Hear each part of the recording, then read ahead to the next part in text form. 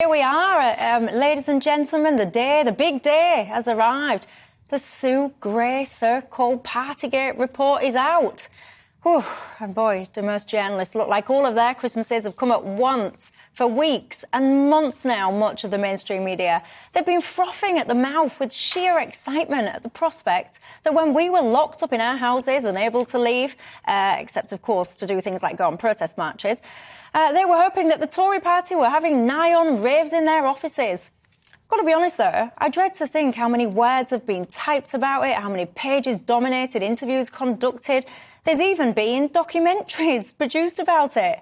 All the while, of course, we've seen said mainstream journalists suspended from their jobs for breaking the exact same rules. The opposition parties themselves have had an absolute field day, haven't they, leveraging the stories of human suffering in an attempt to gain cheap political gains, ignoring, of course, the fact that they actually voted in the inhumane rules which caused that suffering in the first place. Let's not forget, of course, that the leader of the Labour Party is currently under investigation for, you guessed it, also breaking the rules.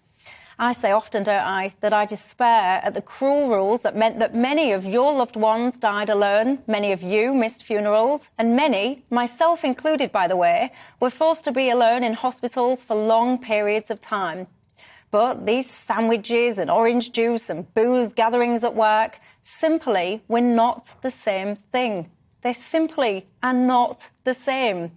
So, from what I've learnt today after reading that report, is that, quite frankly, I'm no more interested in Partygate now than I was before. But the only silver lining is that now the report is actually out, maybe, just maybe, the media will drop their weird obsession, move on and start to focus on the things that actually matter. I can but dream.